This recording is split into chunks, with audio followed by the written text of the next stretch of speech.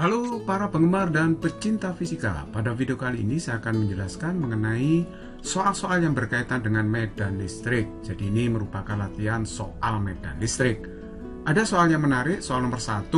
Bola kecil A dan B bermuatan masing-masing sebesar 16 mikrokulum dan 36 mikrokulum.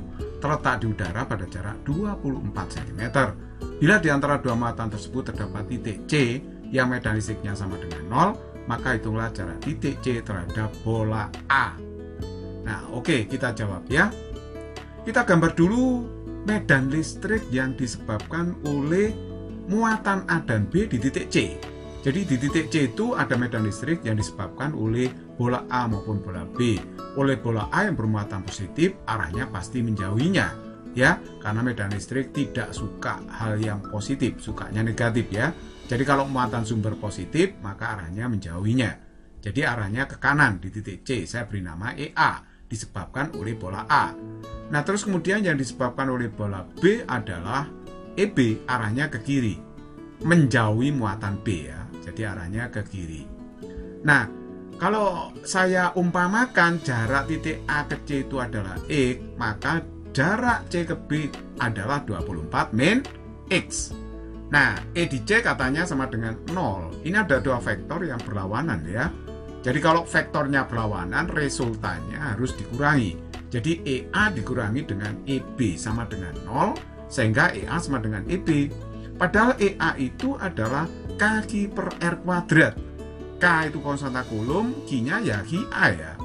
Karena disebabkan muatan sumber di A. Qi per jarak C ke A itu X. Jadi per E kuadrat. Ini sama dengan KQB per 24 min E kuadrat, karena jarak titik C ke B itu adalah 24 min X. Nah, sekarang mari kita lihat, K-nya dicoret ya. Kemudian jadinya seperti ini, Qi-nya dimasukkan. Qi itu adalah 16 mikrokulum, sedangkan Qb 36 mikrokulum. Perhatikan mikrokulumnya tidak usah diubah jadi kulum. Karena ini mikrokulum, ini juga mikrokulum, kan dicoret ya. Yang penting satuannya sama, ruas kiri dan kanan. Jadi bisa dicoret, tidak usah diubah dalam kulum. Nah, ini per E kuadrat terus per 24 min E kuadrat. Ini kita akar aja kedua ruas. Kalau ruas kiri diakar, ruas kanan juga diakar ya. Coba ruas kiri saya akar, jadinya 4 per X. Ruas kanan diakar, jadinya 6 per 24 min X. Lalu kalikan silang. 4 kali 24, 96, 4 kali min 4x, 6 kali x, 6x. Jadi sekarang pindah ruas, 96 sama dengan 10x, berarti x-nya 9,6 cm. Jadi titik C terletak pada jarak 9,6 cm dari bola A. Kalau di titik C itu medan listriknya sama dengan 0. Nomor 2, bola A dan B yang sangat kecil bermuatan masing-masing sebesar min 64 mikrokulum dan plus 4 mikrokulum. Terletak di udara pada jarak 12 cm. Di manakah letak titik C agar medan listrik di titik itu sama dengan 0? Nah, kalau muatan A dan B ini tidak sejenis, titik yang medan listriknya 0 tidak mungkin di antara dua muatan itu. Maka harus di luarnya. Di luar itu bisa di kiri A, bisa di kanan B. Tapi yang masuk akal adalah di kanan B. Karena medan listriknya 0, berarti harus di dekat nilai mutlak muatan yang lebih kecil. Jadi 4 itu lebih kecil dari 64. Nilai mutlaknya yang kita ambil ya. 4 lebih kecil dari 64. Jadi titik itu di dekat nilai muatan yang lebih kecil. Jadi titik C kita letakkan di sini ya. Oke, di sebelah kanannya B, bukan sebelah kirinya A. Oke, sekarang mari kita lihat. Medan listrik di C itu disebabkan oleh muatan yang di A sama yang di B. Kalau oleh muatan A, arahnya mendekati muatan sumbernya, karena ini negatif. Ingat, medan listrik suka yang negatif, nggak suka yang positif. Jadi lihat, untuk hafalannya itu Anda baca elek, si jelek, si jahat. Dia sukanya hal-hal negatif, nggak suka positif. Makanya EA itu mengarah ke muatan sumber, karena di sini negatif ya. Nah, kalau EB arahnya menjauhi muatannya ya, karena ini positif, jadi arahnya menjauh, berarti arahnya ke kanan.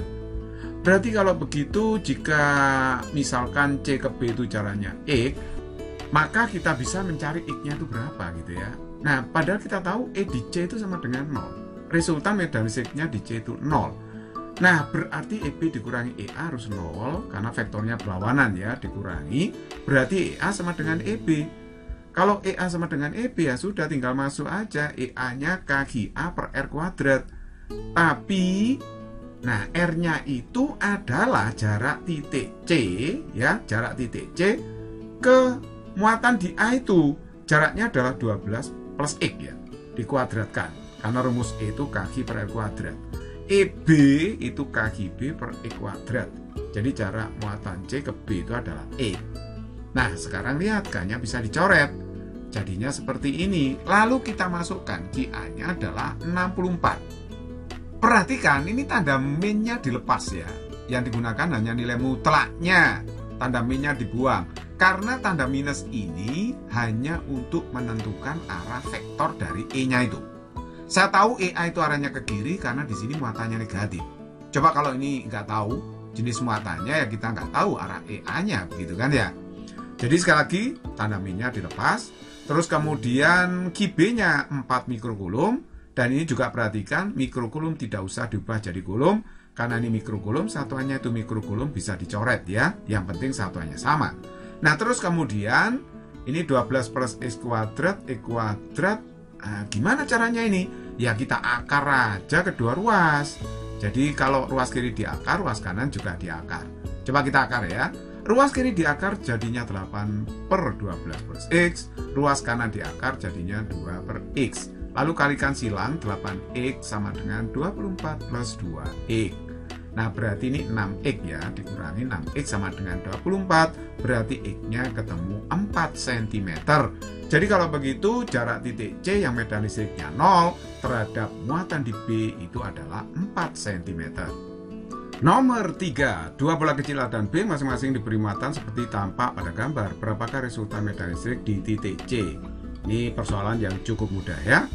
Ayo kita jawab. Perhatikan medan listrik di C itu disebabkan oleh muatan di A sama di B nih ya.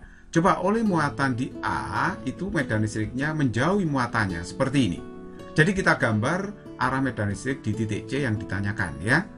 Oke, jadi ini arahnya menjauh karena muatan sumbernya positif. Nah, terus kemudian yang disebabkan B ini arahnya mendekati. Karena apa? Ini muatannya negatif. Jadi kalau saya gambar EB-nya arahnya menuju muatan sumbernya. Nah, sekarang perhatikan sudut-sudutnya. Karena ini sama sisi segitiganya, berarti ini sudutnya 60. Nah, sebelahnya ini pelurusnya, jadi sudutnya pasti 120 derajat. Nah, sekarang kita hitung besarnya masing-masing EA dan EB ini. Tapi EA, EB itu nilainya sama. Kenapa kok sama? Karena ini muatannya sama kan. 4 mikrokulum, ini 4 mikrokulum. Yang kita lihat nilai mutlaknya ya. Tanda min hanya untuk menentukan arah dari medan listriknya. Jadi ini EA sama dengan EB, sama dengan KGB per RB kuadrat. Karena saya menggunakan EB ya, QB. Nah, jadi kalau gitu saya masukkan aja K-nya 9 kali 10 pangkat 9. Ini konstanta kulum, dianggap muatannya di udara.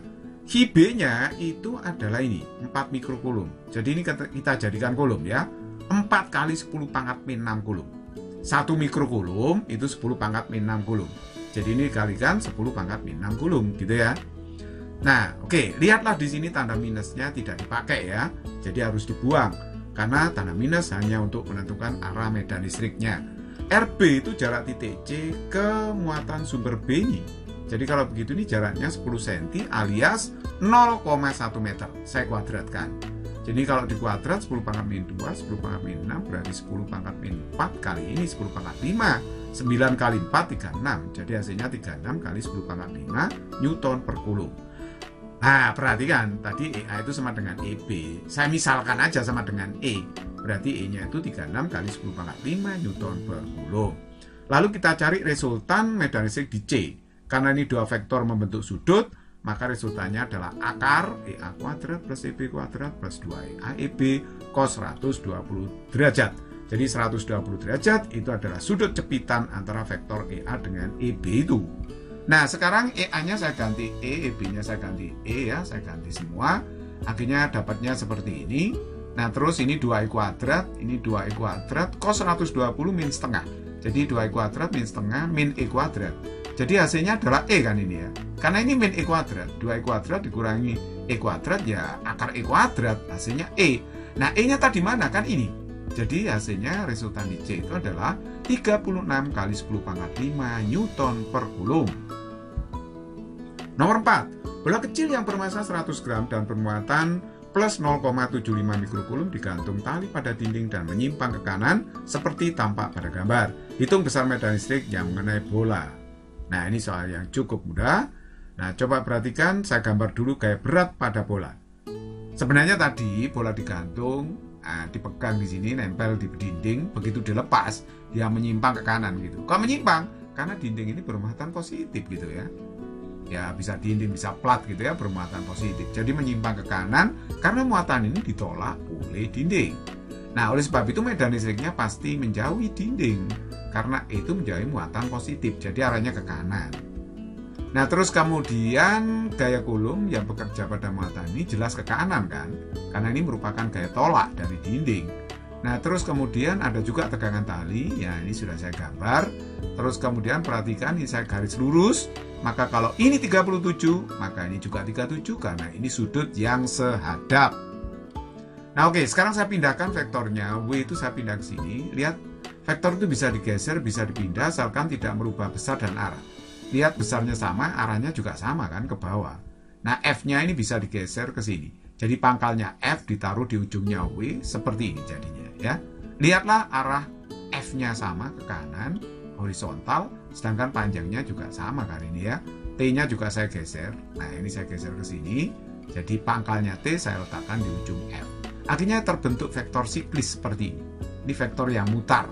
Vektor yang mutar itu menunjukkan bahwa jumlah gaya pada bola ini 0. Artinya bola dalam keadaan setimbang. Nah, sudut 37 tadi di sebelahnya W kan. Nah, ini loh ya, 37 sebelahnya W. Nah, sekarang kita ditanya medan listrik. Medan listrik itu ikut F, ikut gaya kulumnya. Nah, W bisa dihitung dalam soal karena massanya tahu. Jadi saya hubungkan F dengan W dengan menggunakan fungsi trigonometri tan. Tan 37 itu adalah F W. Nah, sedangkan F itu Q kali E. Karena ini muatan yang terletak di dalam medan listrik akan mendapat gaya kulum sebesar Q kali E. Q itu adalah muatan dari bola kecil ini. Jadi Q kali E, W-nya M kali G. Nah, kalau saya hitung E-nya, berarti E-nya itu kan MG tan 37 per Q. Nah, setelah kalikan silang ya. Oke, sekarang kita tinggal masukkan. Masanya adalah 100 gram, berarti 0,1 kg, G-nya 10, tan 37 3/4. Nah, sedangkan Q-nya 0,75, tapi masih dikalikan 10 pangkat min 6 kulum, karena 1 mikrokulum itu 10 pangkat min 6 kulum. Jadi muatannya itu harus jadikan kulum. Nah, sekarang perhatikan 3/4 dengan 0,75 kan sama ya. Ini bisa dicoret, 0,1 kali 10, 1. Jadi hasilnya E-nya adalah 10 pangkat 6 Newton per kulum. Physics is very easy and fun.